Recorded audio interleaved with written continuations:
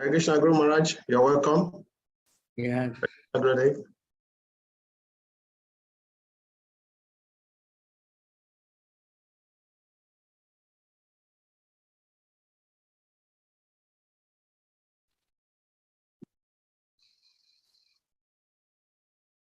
Time to start already?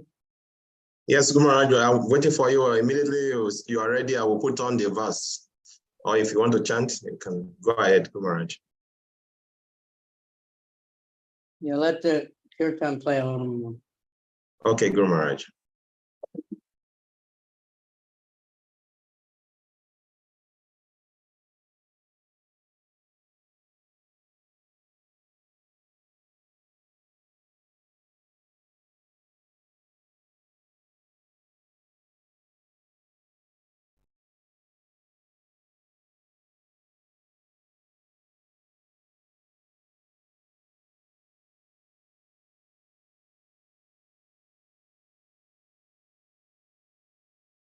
Hare Krishna, Krishna Krishna, Hare Hare, Hare Rama, Rama Rama, Hare Hare. Hare Krishna, Krishna Krishna, Hare Hare, Hare Rama, Rama Rama, Hare Hare. Hare Krishna, Krishna Krishna, Hare Hare, Hare Rama, Rama Rama, Hare Hare. Hare Krishna, Krishna Krishna, Hare Hare, Hare Rama, Rama Rama, Hare Hare. Hare Krishna,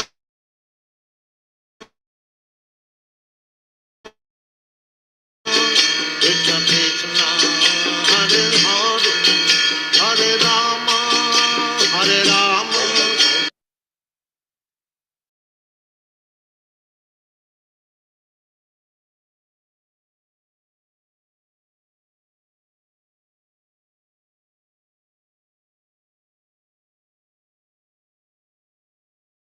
Rama Rama, Hare Hare, Hare Krishna, Krishna Krishna, Hare Hare, Hare Rama, Rama Rama, Hare Hare. Hare Krishna, Krishna Krishna, Hare Hare, Hare Rama, Rama Rama, Hare Hare. Hare Krishna, Krishna Krishna, Hare Hare, Hare Rama, Rama Rama, Hare Hare. Hare Krishna, Krishna Krishna, Hare Hare, Hare Rama, Rama Rama, Hare Hare. Hare Krishna, Krishna Krishna, Hare Hare, Hare Rama, Rama Rama, Hare Hare. Hare Krishna, Krishna Krishna, Hare Hare, Hare Rama, Rama Rama, Hare Hare. Hare Krishna, Krishna Krishna, Hare Hare, Hare Rama, Rama Rama, Hare Hare. Hare Krishna, Krishna Krishna, Hare Hare, Hare Rama, Rama Rama, Hare Hare. Hare Krishna, Krishna Guru Maharaj. You're welcome, Guru Maharaj. Om Namo Bhagavate. No, if you want to do something. Vasudevaya. Om Namo Bhagavate Vasudevaya. Om Namo Bhagavate Vasudevaya. Narayanam Namaskritya Naram Chaiva Narottamam Devim Saraswatim Vyasam Tato Jayam Udiraye. Nasta Prayeshwa Bhadreshu Nityam Bhagavat Sevaya Bhagavat Utama Shloke Bhaktir Bhavati Naistiki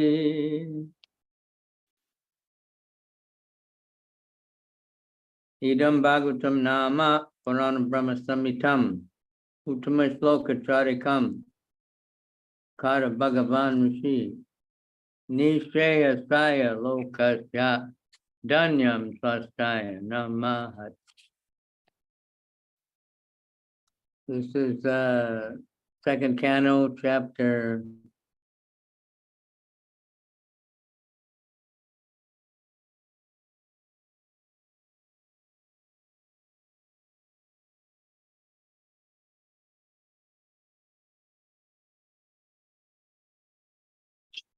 14.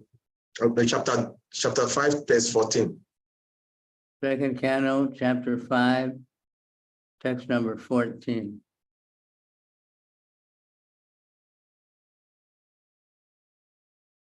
Dravyam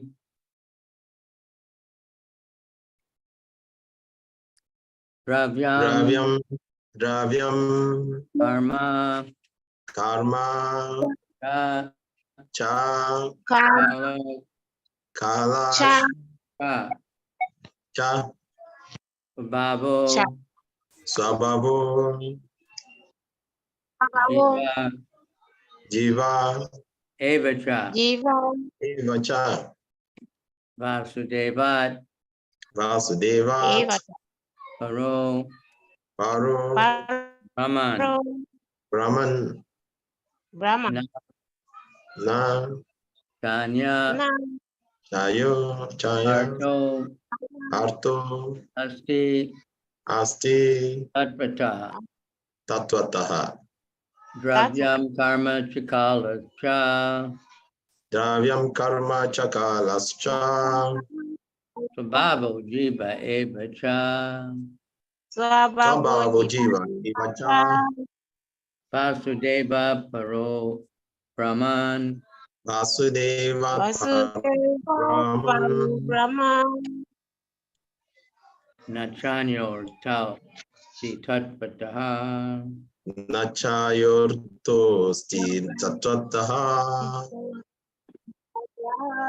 Dravyam Karma Chakalascha Dravyam Karma Chakalascha Bhavo Jiva Evacha Swabhavo Jiva Evacha Vasudevat Paro Brahman Vasudevat Paro Brahman Nachanyor Tosti Tatpataha Nachayostosti Tattvataha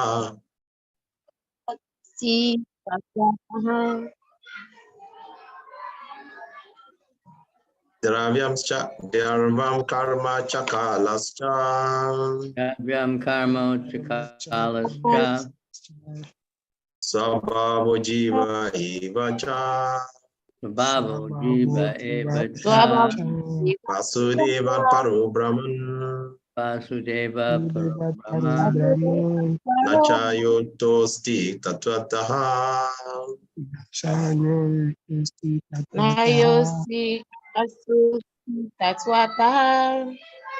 Dravyam Karma Chakalascha Dravyam Karma Chakalascha Swabhavo Jiva Evacha Bhavo Jiva Swabhavo Jiva Evacha Vasudevat Paro Brahma Vasudevat Prabhu Brahman. Vasudeva Paro Dharmo. Nachayustosti Tatvataha. Charostisti Tatpataha.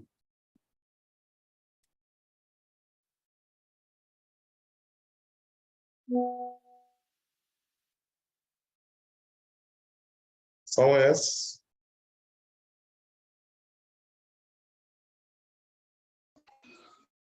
Dravyam. Dravyam. The ingredients: earth, water, fire, air, and sky. Ingredients: earth, water, fire, air, and sky. Karma. Karma. The interaction. The interactions. Correct. Cha, and. Cha, and. Kala. Kala. Eternal time. Eternal time. Eternal time. Cha, also. Cha, also. Swabhava. Swabhava. Cha, also. Intuition of nature. Intuition of Swabhava. nature. Jiva. Jiva. Intuition of nature. The living being. The living being. Eva. Jiva. Eva. Certainly. Certainly. The living being. Cha. Cha. And. Eva. And. Certainly. Devat. Vasudevat. From Vasudev. From Vasudev. Cha. And. You're way behind. Vasudevat. From Para. Vasudev. Para. Para. Differentiated part. Differentiated part. Para. Para. Oh, Brahmana. Brahma. Oh, Brahmana.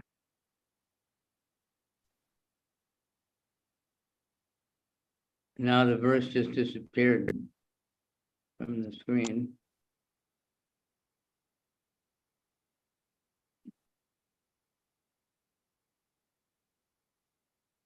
Sorry, Kumar, there was internet interruption.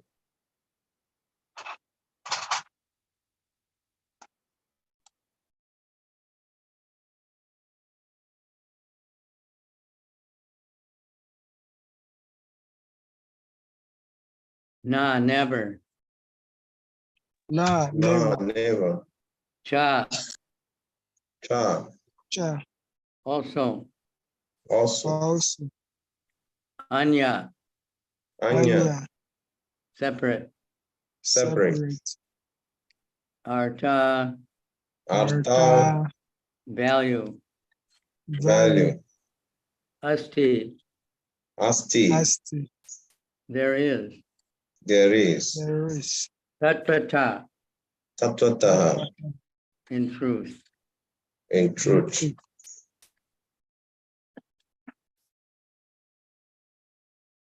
Translation: the five elementary ingredients of creation, the interaction thereof, set up by eternal time, and the intuition of nature of the individual living being are all differentiated parts and parcels of the Supreme Personality of Godhead, Vasudeva, and in truth, there's no other value in them.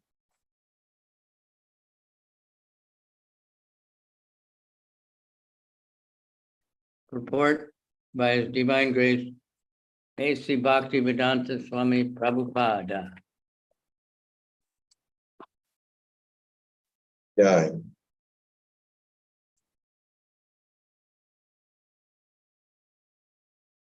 The phenomenal world. This phenomenal world is impersonally the representation of Vasudeva.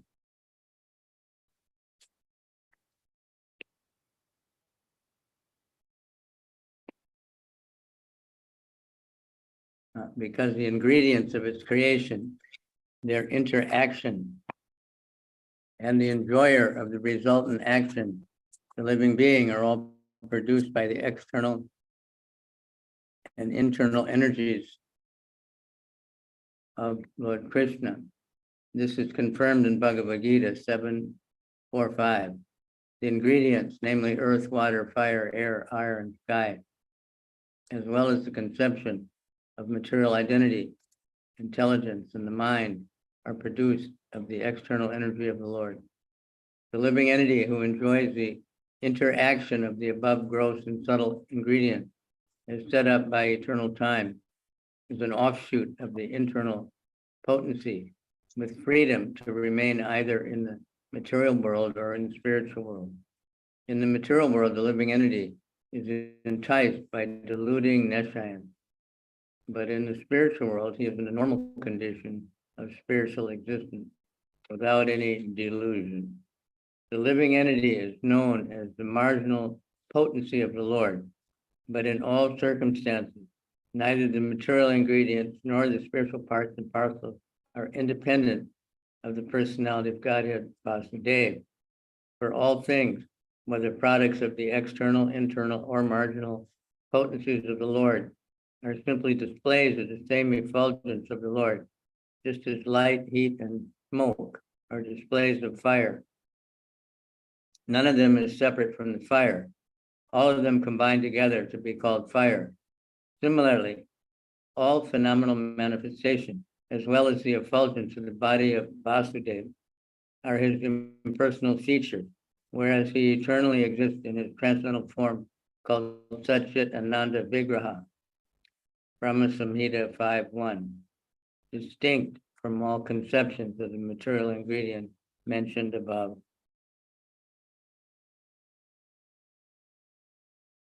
Om Jnana Timirandasya Gananjana Shalakaya Chakshur Militanyena Tasmai Shri Gurave Namaha Shri Chaitanya Manobhistam Tapitam Yena Bhutale Swayam Rupa Kadamayam Dadati Swa Padantikam Vandeham Shri Guru Shri Yuta Padakamalam Shri Gurun Vaishnavams Cha Shri Rupam Sajajatam Sahagana Raghunathan Vitam Tam Sajibam Sadvetam Sabadutam Parijana Sahita Shri Krishna Chaitanya Devam Shri Radha Krishna Devam Sahagana Lalita Shri Vishakan Vitam Cha Nama Om Vishnupadaya Krishna Pristaya Bhutale Srimati Bhakti Vedanta Swaminiti Namane Namaste Saraswati Deve Gaur Avani Pracharane Nirvisesha Sunyavadi Paschatade Satarane.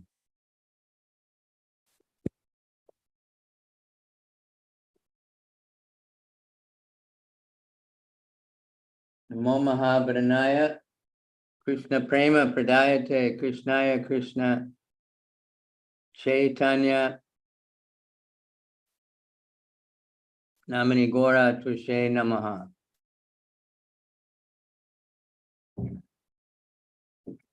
Panchatatmakam Krishna Bhakta Rupa Sarupakam Bhakta Bhataram Bhaktakyam Namami Bhakti Shaktikam. Hey Krishna, Karuna Sindhu, Dina Bandhu Jagat Pate, Gopesha Gopika Kanta Radha Kanta Namostate, Tapta Kanchana Gourange, Radhe Vrindavaneshwari, Vishabhanu Sute Devi, Pranamami Hari Kriya.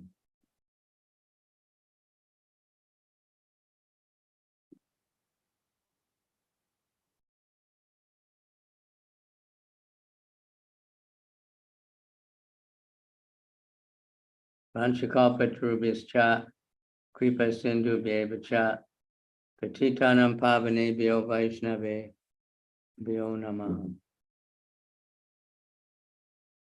5 elementary ingredients of creation. Everybody knows. Bhumir Apo Analo Vayu Kamano Buddhir Evacha. Earth, water, fire, air, ether.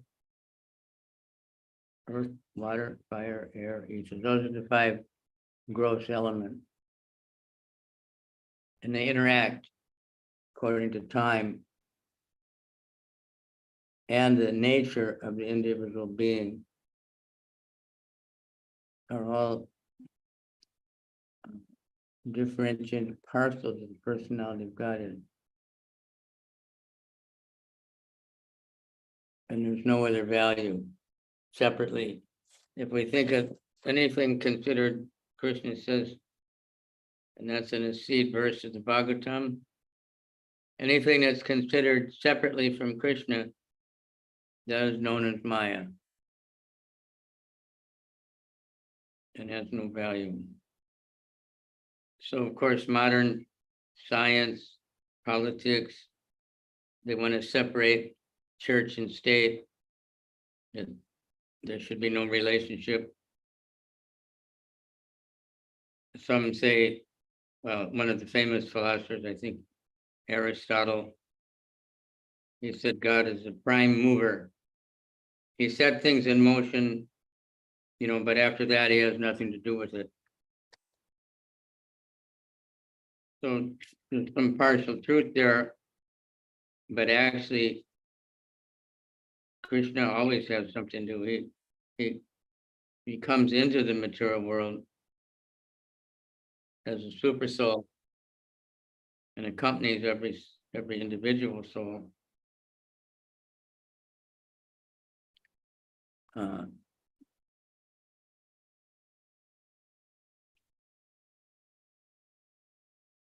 And he's directing everything. And he's the witness to everything. It's not like he doesn't have anything. He's there. He comes into the material world.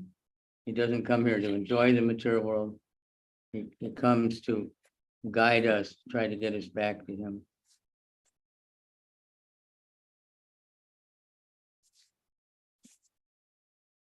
So nothing can possibly be separated from Krishna.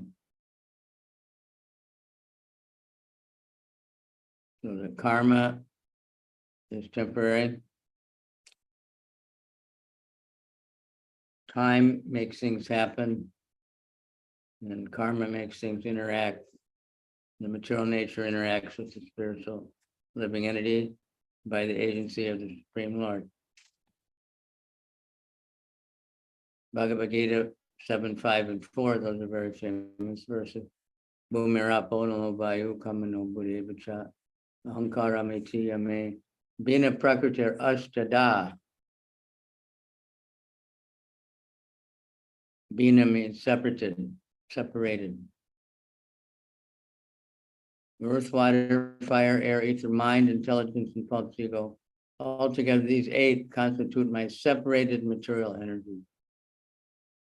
They're material energies. It's Krishna's inferior energy that we're so much attached to. And we're blinded by it, so we don't see Krishna.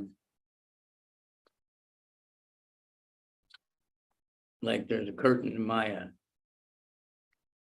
If you're seeing a stage show and they close the curtain and you can't see, and then they change the set. You ever seen a drama that's on the stage? When they want to change the scene, not like a movie where it just kind of blends into the next scene. They have to close the curtain and then they change everything. One scene may be inside the house and the next one is outside somewhere. So they have to move all the furniture and then they have to put some trees, some picture behind and change it. And then they open the curtain and then you see again something different. Of course, it's all illusory. Then text number. So the purport Prabhupada said, the science of God analyzes the constitutional position of God and his diverse energies. Material nature is called Prakriti, or the energy of the Lord in his different Purusha incarnations, as described in the Satvata Tantra. Vishnu Stutrini Rupani Kudu Sakyan Yato Vidu.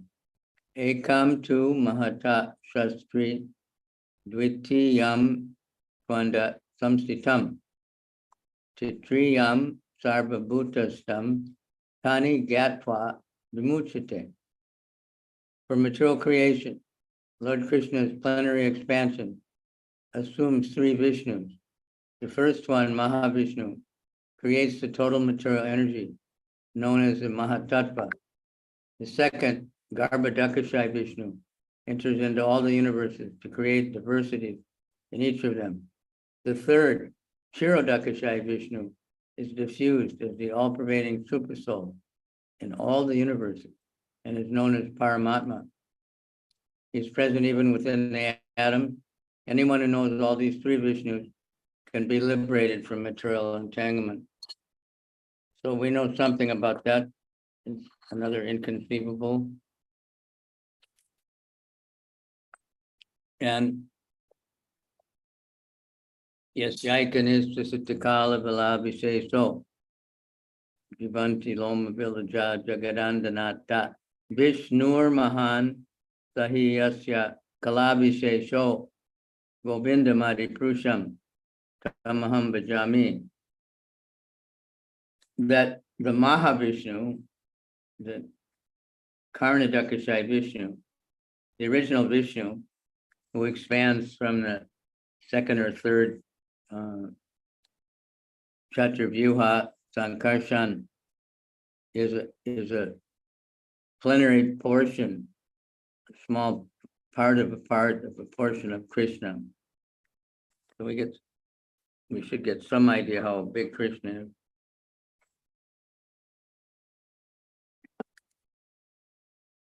That even the Mahavishnu, because there's many Mahavishnus in every universe or in every creation of the material universe. Then there's so many Garbhodakashayi Vishnu. So if we understand that Krishna and Krishna and Vishnu is a part of Krishna, then the material world is temporary manifestation of one of the energies of the Lord, the material inferior energy. All the activities of the material world are directed by these Vishnus. They're called incarnation. One who does not know the science of God assumes that this material world is for the enjoyment of the living entities, and that the living entities are the Purushas, the causes, controllers, and enjoyers of the material energy. According to the Bhagavad Gita, this atheistic conclusion is false. In the verse under discussion, it is stated that Krishna is the original cause of the material manifestation. Srimad Bhagavatam also confirms this. The ingredients of the material manifestation are separated energies of the Lord. Even the Brahma Jyoti, which is the ultimate goal of the impersonalist, is the spiritual energy manifested in the spiritual sky. Because there are no spiritual diversities in the Brahma Jyoti, as there are in the Vaikuntha Lokas, the impersonal accepts this Brahma Jyoti as the opposite of the temporary material energy. The Paramatma manifestation is not eternal in the spiritual world. Therefore, the factual absolute truth is the Supreme Personality of Godhead. He has different, separated, internal and external energies. Then text number 5. Aparayam itaswanyam prakitim vidi me param jiva bhuta mahabaho yayedam daryate jagat. Besides these, almighty armed Arjuna, there's another superior energy of mine, which comprises the living entities who are exploiting the resources of this material world, inferior nature. That's very interesting. So that's the superior energy, that's the soul, that's us, the living entity. who are exploiting the resources of the material inferior nature, and who are the cause of the material nature, because we want to enjoy it. Krishna is creating it and giving us this facility. And so everybody, when we talk about exploitation, rich are exploiting the poor, this and that. But we're all trying to exploit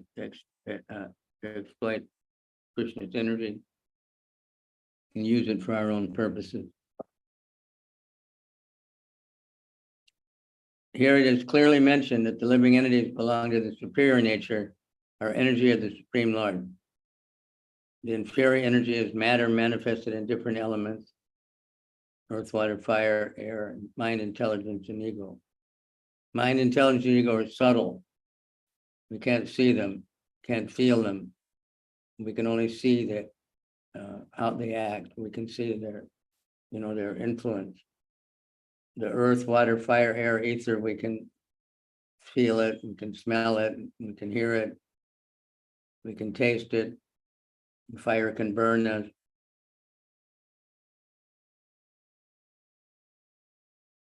Both of them are products of the inferior energy. The living entity who are exploiting these are the superior energy. And it is due to this energy that the entire material world functions. The cosmic manifestation has no power to act unless it is moved by the superior energy, the living entity. Energies are always controlled by the energetic. Therefore, the living entities are always controlled by the Lord. They have no independent existence. They are never equally powerful as unintelligent men think. That's the Mayavadis that think, there's no difference. They see the qualitative oneness, eternal, blissful, and knowledgeable, and they think it's the same. The living entity, even a yogi may do so much endeavor to meditate on the super soul, and when they finally see the super soul, they'll think that's me. They see that Vishnu in their heart, but that's a big illusion. That's separate. We're not at all the same.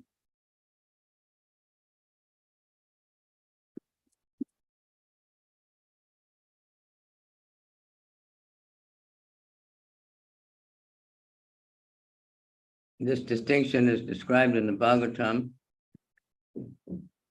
Aparimita druvas tanubrito yadi sarvagatas tarina shas yateti niyamo dhruva netarata ajani cha yanmayam tad abhimucha niyantri bhave samam anujanatam yad amatam mata dustataya. O Supreme Eternal, if the embodied living entities were eternal and all-pervading like you, then they would not be under your control. But if the living entities are accepted as minute energies of your lordship, then they are at once subject to your supreme control. Therefore, real liberation entails surrender by the living entities to your control, and that surrender will make them happy. In that constitutional position, only can they be controllers. Therefore, men with limited knowledge who advocate the monistic theory that God and the living entities are equal in all respects are actually guided by a faulty and polluted opinion.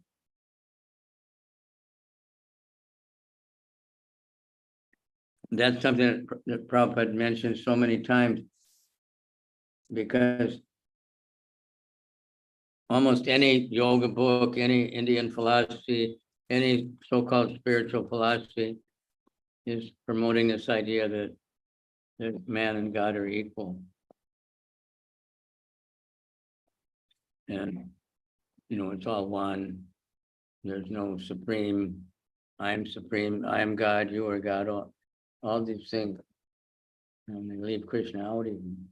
When they comment on the Bhagavad Gita, some of the commentators never even mention Krishna. So that, it's how crazy it is. The Supreme Lord Krishna is the only controller, and all living entities are controlled by him. Ekala Ishwar Krishna Arsa Bricha, Lord Chaitanya said.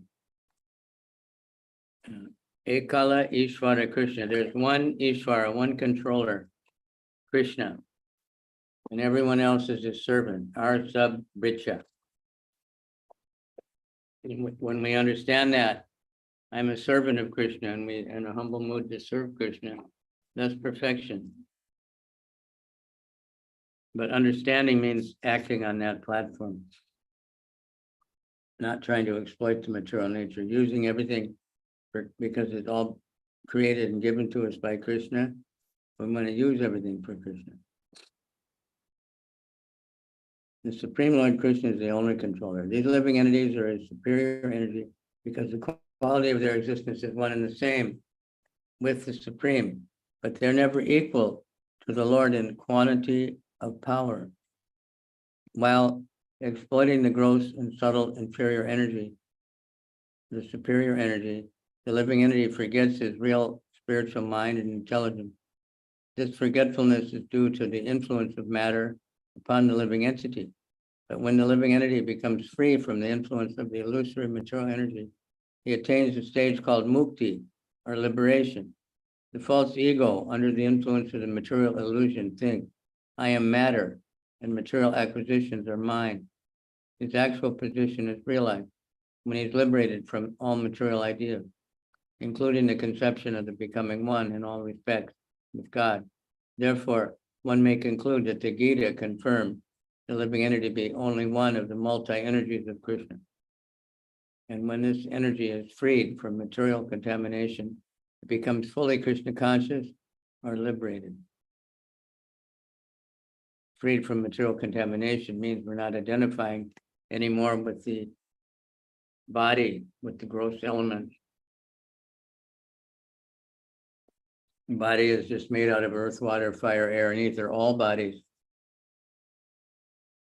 Whether it's a demigod body or an ant body or a tree body or our human body, they're just different combinations of these elements. Different planets.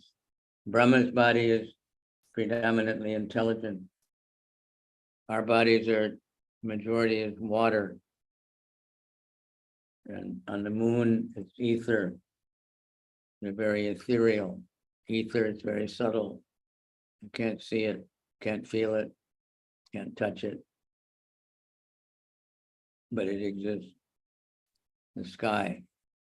That's not just the sky that we see, our atmosphere of this planet, but the whole sky of the universe.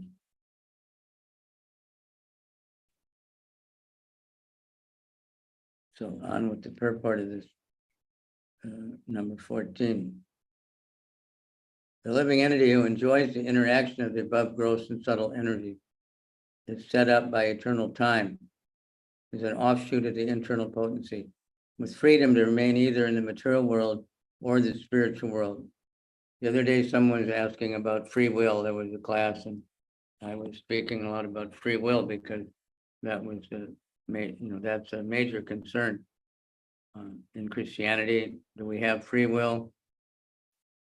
Is there predestination and we have no choice? God has just set everything up and we have no choice. So nothing is our fault. We can't be held responsible because God made me this way. God created it this way. This is, or do we actually have free will? And we are responsible. So we know, hopefully the devotees know, I mean, we have free will and we've chosen. And then Krishna is giving us, what we wanted, what we want, what's good for us. But he's giving it to us so that we can get out from the material entanglement. He's giving all facility for that. He's coming himself, sending acharyas, he's sending messiahs, he's sending, teachers, he's sending scriptures. He's making the material world miserable so that we can think there must be something else.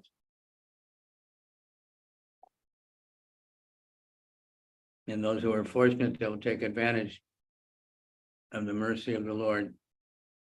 Mercy is there for all of us, but He's not giving one more mercy than another, but some are taking more mercy than others.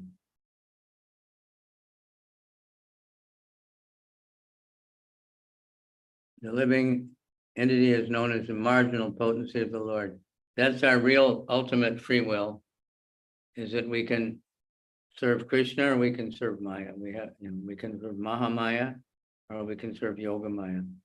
Fools think there's no difference. And you can serve Yoga Maya by serving Mahamaya. But it doesn't work that way. We can't be independent of Krishna because we're in his energy and we're subject to his laws. Just like you can't become independent of the country you're living in. We're subject to the environment, we're subject to the laws, we're subject to the other people in that country. We have to interact with so many different things.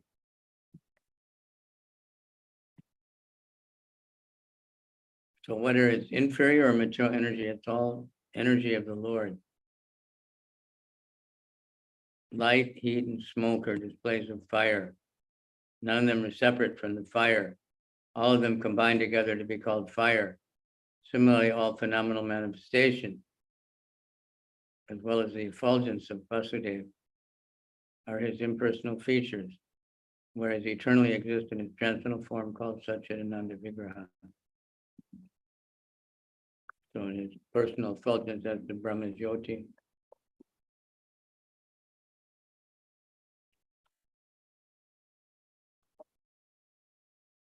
It's very effulgent and wonderful.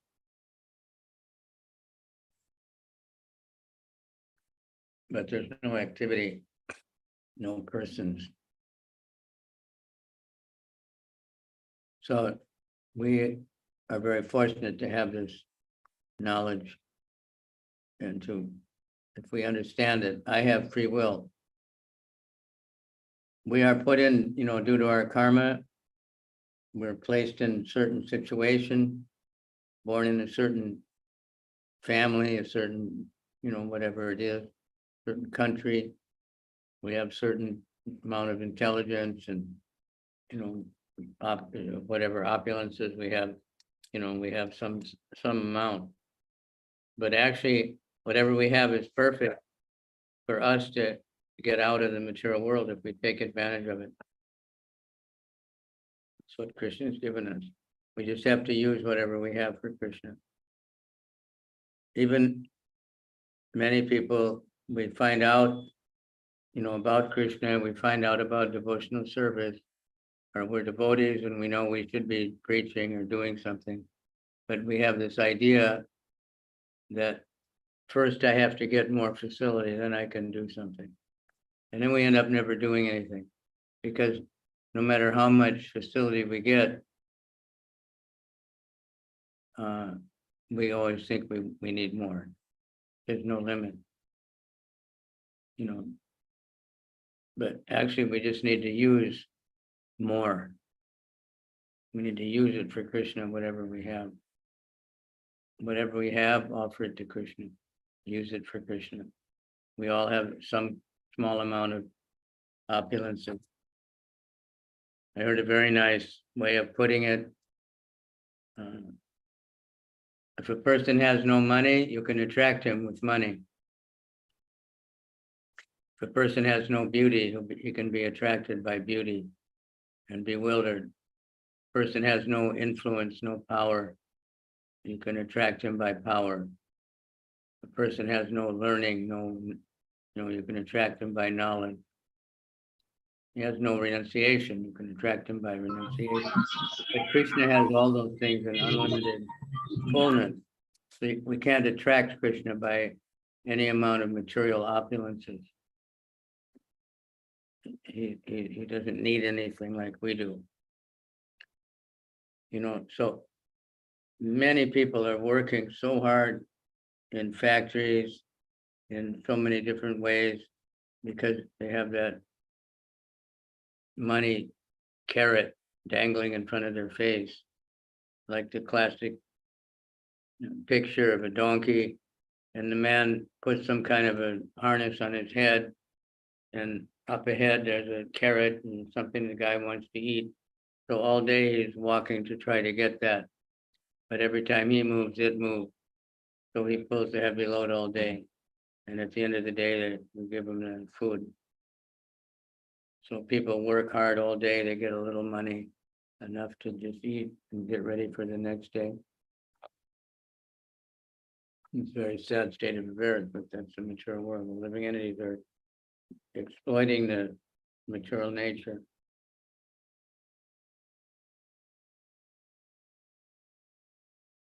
So please, let us unite together, work together as a team. Like in Ghana, we were going to the farm, and the road is, the rainy season, the road is not very good anyway. And we were in the truck with Yudhisthira, which is a big truck, but he didn't have four-wheel drive. But in a low point where it was muddy, he got stuck. And no matter how hard we tried, we couldn't do anything. And I was saying, well, everybody get out and push. And they were, no. And they kept, and finally, I think 5, got out to push. And then it went right out when everybody pushed in the same direction.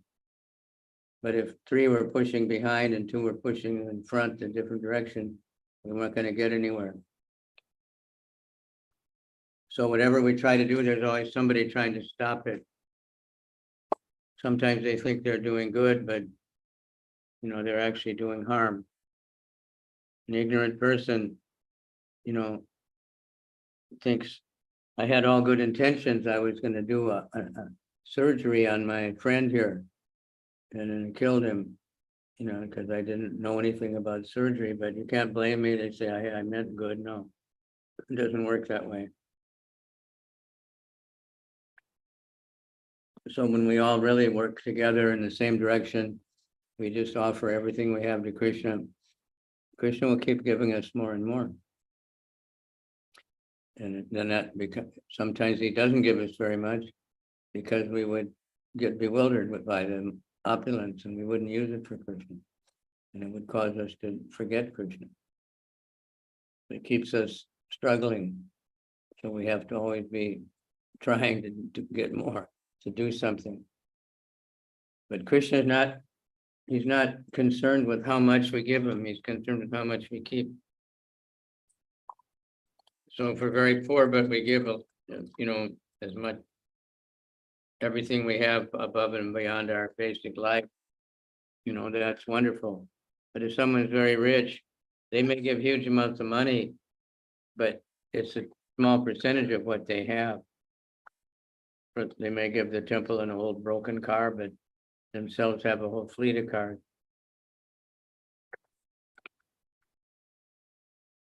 So Krishna, he's not impressed by our opulences, by our beauty, our strength, our intelligence, our fame. It's insignificant. But he is impressed when we offer whatever we have to him. All right, so we'll take time for questions. Hopefully you have some. Thank you very much, Guru Maharaj. Mirapalavayu, Kamano Buddha Evicha, Ankaramiti Amebina Prakata Astida.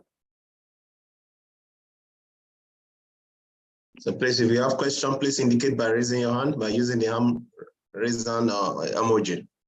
So that Guru Maharaj can answer your question. Or you can send a message into the chat box also.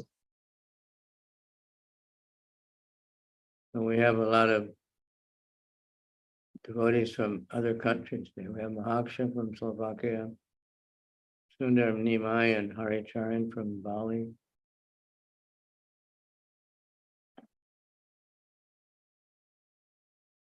Yes, Guru Maharaj.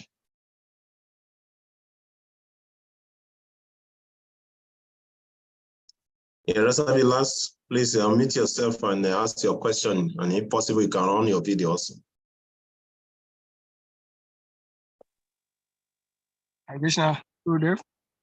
Thank you, my place is very dark. That is why I was actually turning off my.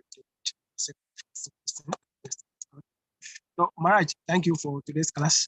And my question is somehow funny though, but I just feel like I have to ask for the purpose of preaching. In your lecture, you said that the Supreme Lord is not attracted by whatever opulence that we have. So one will argue that if the Lord is not attracted by opulence that we have, whether being it's fame, money, or whatever, why then should one have to use his income to support preaching missions or building of temples? Because it is considered as our material blessing. If the Lord is not attracted by any of our opulence, why then do we have to use our material opulence, the little that we have acquired, to support preaching missions? For the sake of preaching, I am asking this question. So if you could please throw more light about this. In case we are out to preach and we come across questions like this, how do we tackle scripture? I'm not sure I could hear you very clearly. Can you speak more slowly and loudly? Kavicandra Prabhu, please, could you, I don't know if you heard my question, maybe you can repeat it for me. Guru said you should speak slowly and loudly. So please repeat yourself. Okay, Maharaj, what I was trying to say is, in your lectures today, you said that the living entities cannot attract the Supreme Lord with the opulences that we have because he has everything in totality. So my question is, for the sake of preaching missions, somebody could argue that why then should the living entities support preaching missions or building of temples, the little opulences that we have acquired? Because if the Lord is not attracted by what we have, why then do we have to support the activities that will promote, let's say, Krishna consciousness, like building temples and supporting preaching missions? So I'm asking the question based on the fact that maybe one may step out for preaching missions and may come across questions like this. How do we answer these questions from scripture? Hare Krishna. I hope this time I was loud enough. Kumara, did you get his question? I'm not sure.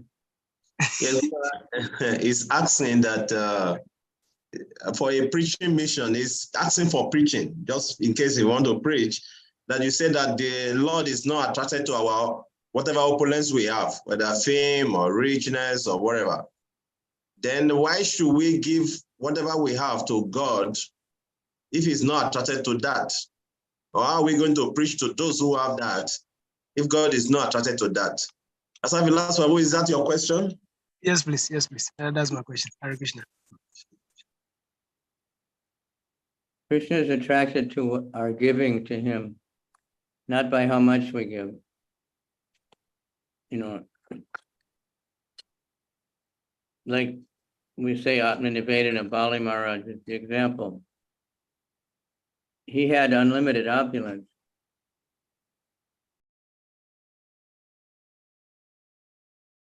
He gave everything to Krishna. So it's stated that Krishna was not impressed by his big donation of the entire universe. He was impressed that he gave everything he had. Same thing for us. If you give what you have, it doesn't have to be very much. You don't have to become beautiful to impress Krishna. You don't have to become rich, but you have to give what you have to Krishna. That's the point. It requires some degree of intelligence to understand these things. It's different than what we're normally trained. Normally, people get glorified. The people that give big donations to charity, they get glorified so much, but they're giving it for all kinds of wrong motives. The motive of ignorance, the motive of passion, and they have much, much more that they don't give.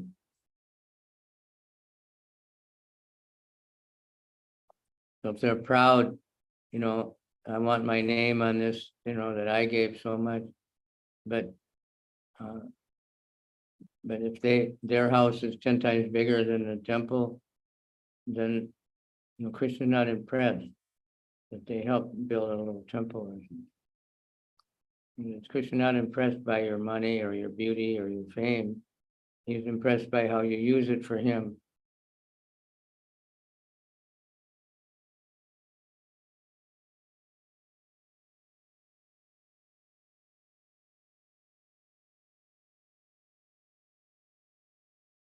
All right, thank you, Guru Maharaj.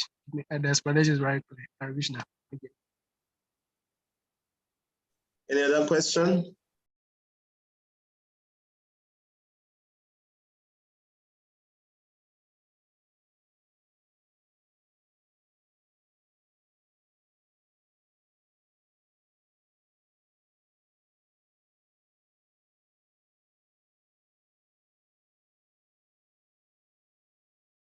We have 2 minutes more. Is there any other question? Devotees want to have ask any question?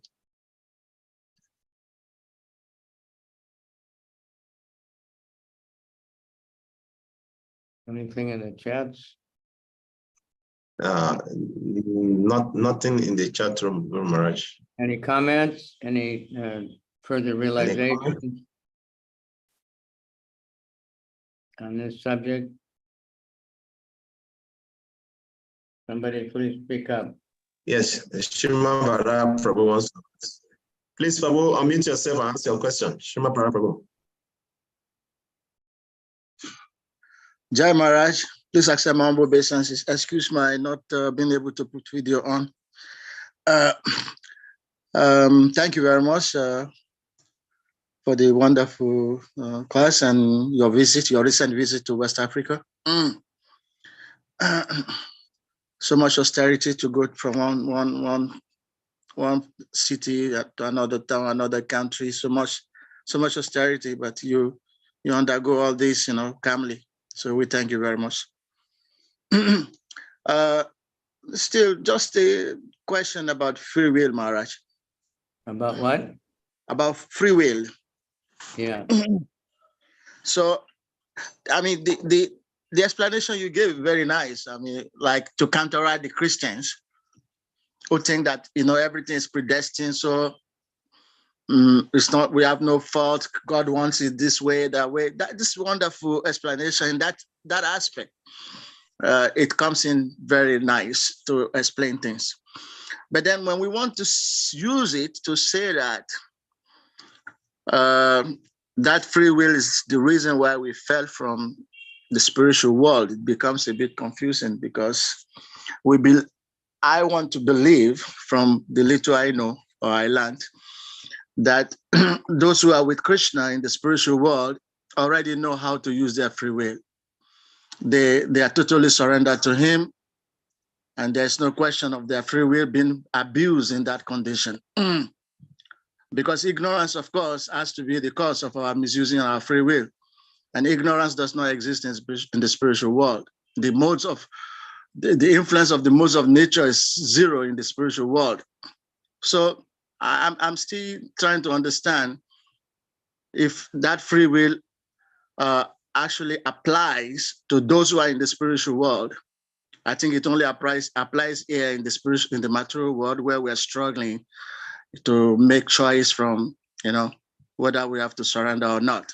So please, Maharaj, can you throw light on this? Hare Krishna. No, the free will is there always. And sometimes, not very many, but some souls misuse it. So we turn our back on Krishna and then we're in the material world. Otherwise, if there's no free will, then there's no value to loving Krishna, and we wouldn't be able to get out of the material world either. But we can always choose. So we've chosen, okay, we want to try to serve Krishna, but we're still getting purified. So we're in and out. We're chanting and still in a purifying stage, So that's inconceivable. But we say fallen souls. We've fallen, not that we were created. See, and it's not, I said it's a controversy in Christianity. At least that's the way I learned, and when I was in junior high school, and we had to take some, I can't remember what they called it, but a little bit of study, before we got baptized or something. So that's amongst the different acharyas of the different Protestant sects. That's one of their differences of philosophy. Some believe that there's no free will, everything is predestined, and God made us this way, and there's nothing we can do about it. It's not our fault. And others believe in the free will. They have many different differences like that. Some believe in the priesthood of all believers, that everyone can preach, everyone can be a teacher. Others believe that you have to be an ordained priest and all this, and no one else can pray even. You have to pay the priest to pray for you. So these are different controversies. So we don't say all Christians and we have to defeat them. Some have that idea that there's no free will, but there is always free will. Otherwise, there's no value in that we're serving Krishna. If it's not a choice that we made, I want to serve Krishna, I want to love Krishna, then that you just have to do it like you're a slave, that has no value.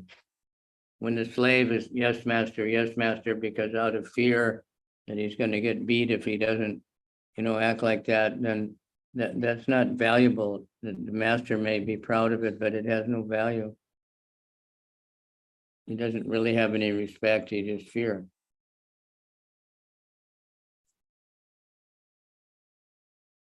Does that help? Okay, Maharaj, thank you very much. I just, I got the point, but just help me on this. When Krishna says in chapter 15, so the living entities are fragmented parts and parts of him in this material world, and they are struggling with their senses, including the mind. So he said in this material world, he didn't say in the spiritual world. So in the spiritual world, they're not struggling with their senses, including the mind. They're always thinking of Krishna, but somehow or other, inconceivably causeless reluctance to serve Krishna may appear. That somehow we think, what about me? Why should I have to serve Krishna? Why should he be the supreme? That can happen to a very minority. And when Krishna says, once having gone there, he doesn't return. Once you go back, you're very unlikely to return. But Prabhupada said it's still possible because the free will is still there, but it's tremendously unlikely because we've learned some lesson. But I had a radio show in Abuja, and the topic was about recidivism, criminals getting out of jail and then becoming criminals again. And how to stop that. So some don't learn their lesson, even though they got punished, they somehow think this time I can get away with it. But in the spiritual, it's not like that. Those who are in the material, it says having gone there. Those who were originally in the spiritual world, and so there's still that chance. But one who goes back, it's very, very unlikely then that he's going to again, slip down.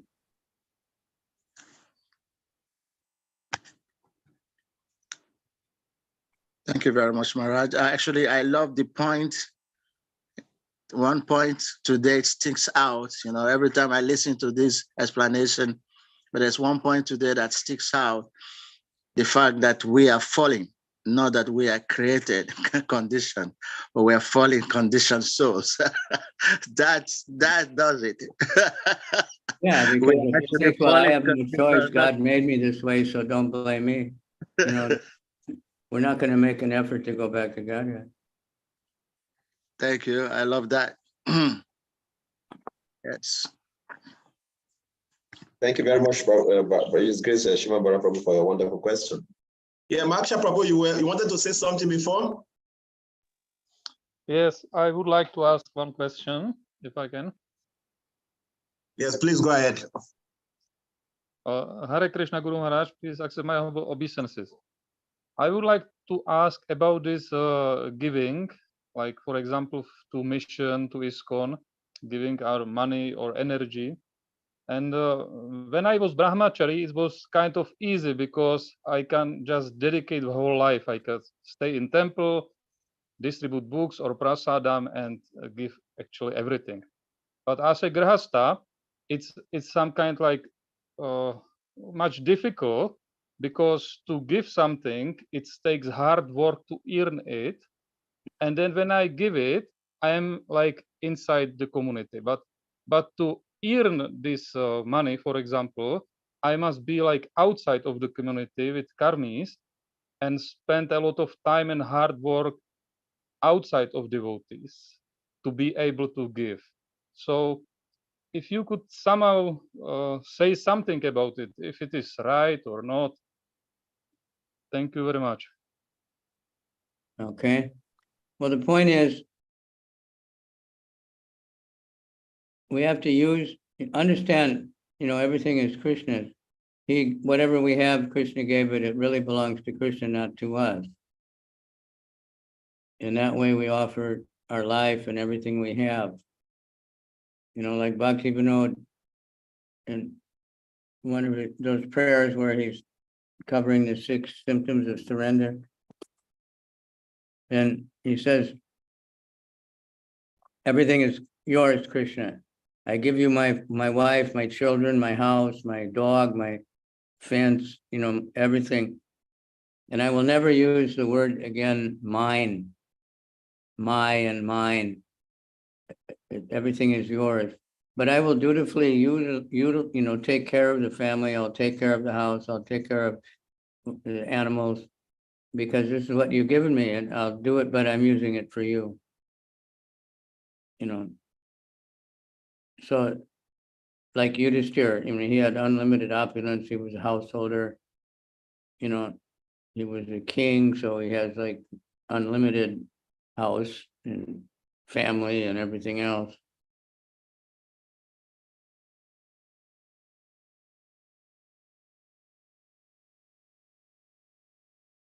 So that's the point, is to understand everything belongs to Krishna. It's not mine. What do I have to give? I'm just giving back, like we offer the Ganga. We offer a palm full of Ganga water. It has no value to the Ganga, but it's accepted.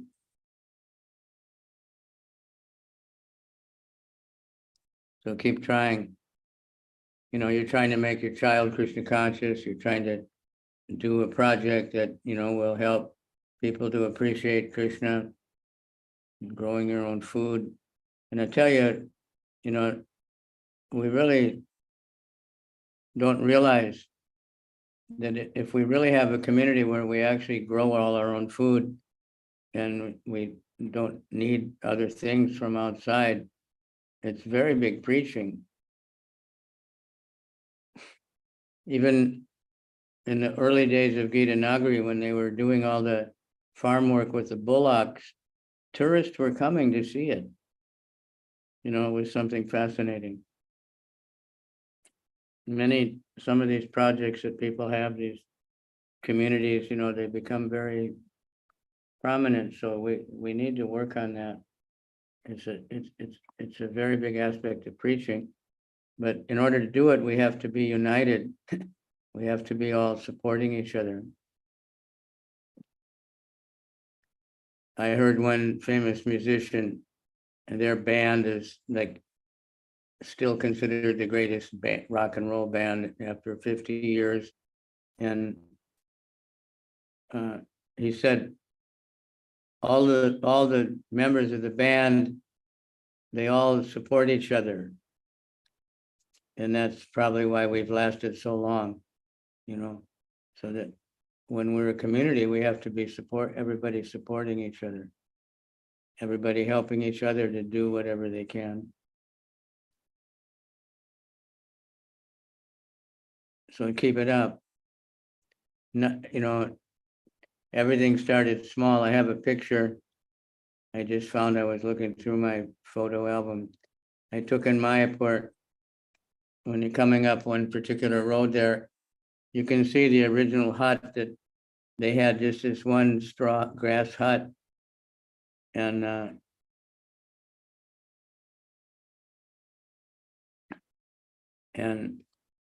behind it is the TOVP. So I was thinking how, you know, start small. Devotees were there, they had no money, and no electricity, and no, you know, nothing.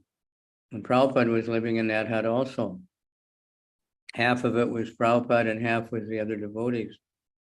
And from there, now we have that community with so many thousands of devotees and, you know, so many houses and so many, you know, tourists coming and so much preaching, thousands of books distributed every day.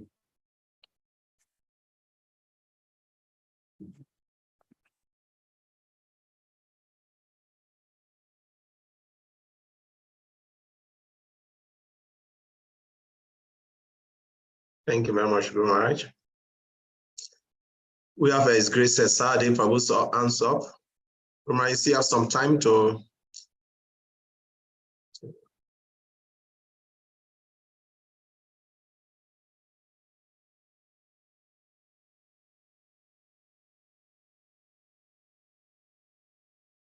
Are you sure, Guru Maharaj? Yeah. Okay. Yes. Sadi Prabhu, please, you can unmute yourself and ask your question. Well, Hare Krishna, thank you so much, Maharaj. Please accept my humble obeisances. All glories to you, all glories to you, Guru Srila Prabhupada. Just like Shimabara Prabhu was saying, we thank you for speaking today. We understand you are in India, it's quite late your time. You still need it to share your love with us. Maharaj, I have one question from the pulpit, where Srila Prabhupada was saying in the pulpit that as the officers of a kingdom are respected due to their relation to the king, the demigods are worshipped due to their relation to the Lord. So, Srila Prabhupada is speaking like this. I am in ISKCON, so I'm trying my best to follow what ISKCON teaches. And ISKCON teaches that we are not to worship the demigods. But from what Srila Prabhupada is saying here, what is wrong with somebody worshiping a demigod for a particular purpose, knowing that this demigod is very closely related to Krishna?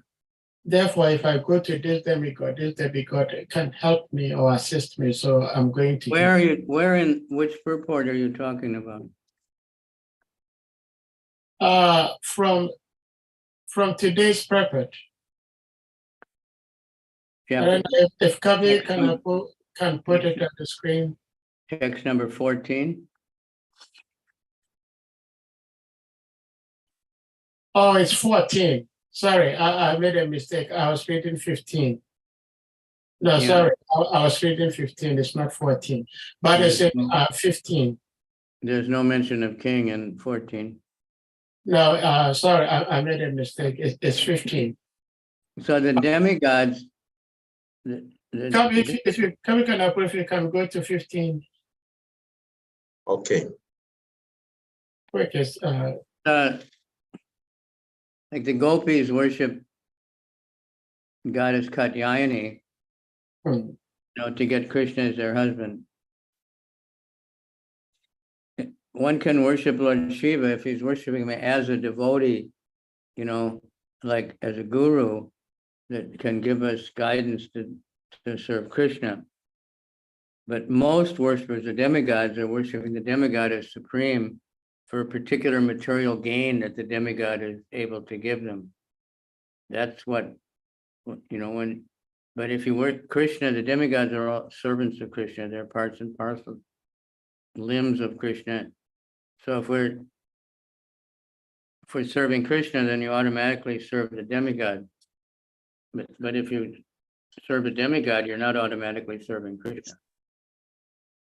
So it's a waste of time.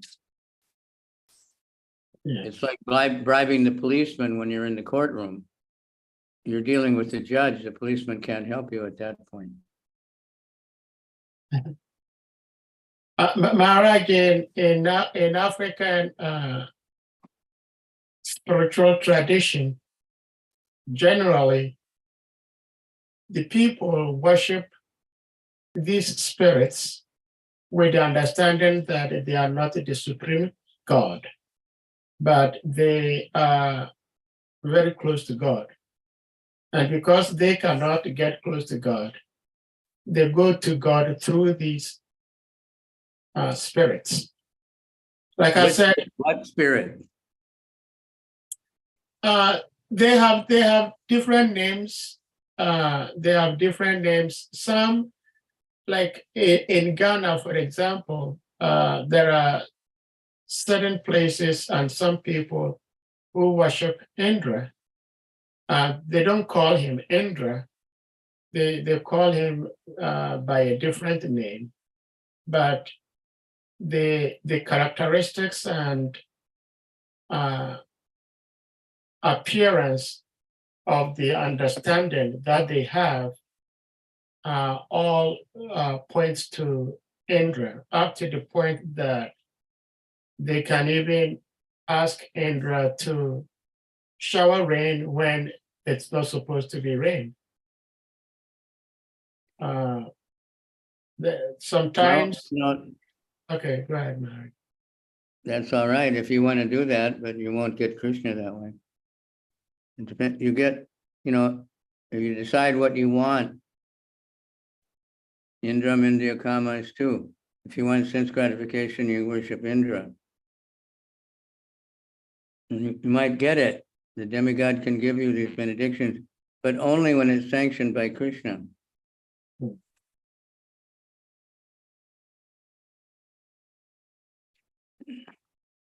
I heard a story, I think Gauranga Prabhu was saying, one boy, he started worshiping Krishna, and the mother was concerned. She went to the priest or something and said, he's worshiping Krishna, and now he doesn't worship the village deity. And the priest said something like, he gave an example like that. Why should he? I can't remember the exact, but the idea is, if you've already got the supreme powerful, you don't have to worship his subordinates. And these people, I doubt that anybody is thinking, I'm going to worship this rain god in order to get access to the Supreme Lord. I'm not saying I don't know everybody's complete mentality, but just look around you and see how people are living.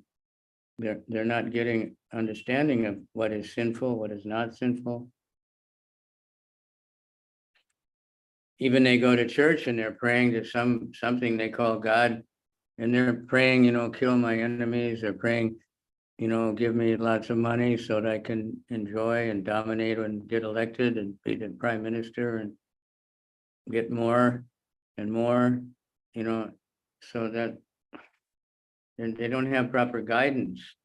If you're going to worship a guru, you got to find one that can give you proper guidance. Now, Jesus does give proper guidance. In the Bible, he doesn't worship. He says, that's the famous thing, with Moses. You should not worship any form except mine. You should only worship me. love the Lord thy God with all the heart, above and beyond everything else. But more primitive people, they may have some lesser gods, and they make advancement if they're realizing that they're subordinate to something. But it's not that we don't want to try to do that ourselves. We don't want to discourage them, but we want to teach them, how to worship the Supreme Lord.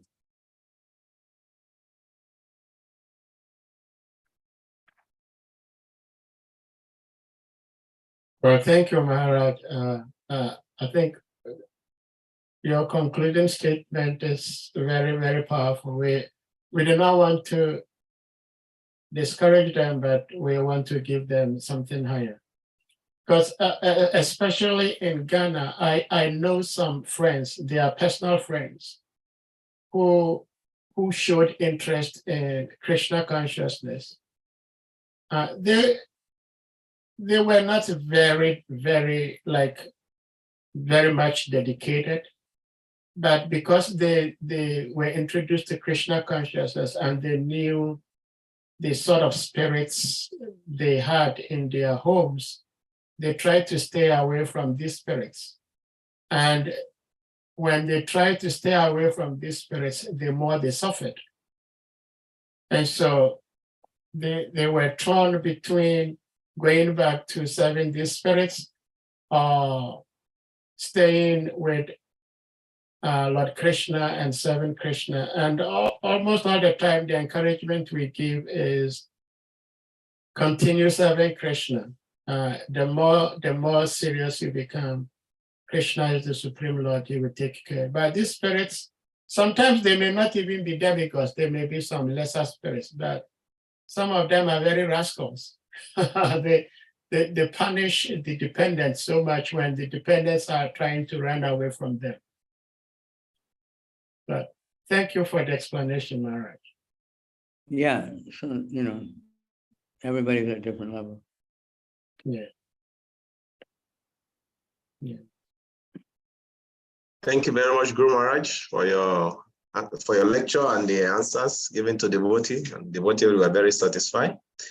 And thank you very much also once again for coming to the West Africa and taking all the austerity. Really appreciate, I'm very fortunate to have you.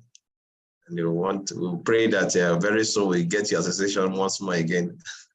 Thank you very much, Guru Maharaj. So. Okay, thank you very much. Krishna Guru Maharaj. So in the absence of no more questions, let us all unmute ourselves and let us chant powerful Hare Krishna mantra to appreciate Guru Maharaj for his coming. Please unmute yourself. Hare Krishna, Hare Krishna, Hare Krishna, Krishna Krishna, Hare Hare, Hare Rama, Hare Rama, Rama Rama, Hare Hare Panchakapatarubhyascha, Kripa Sindhubhya Nam Pavanabhyo Vaishnavyo Namo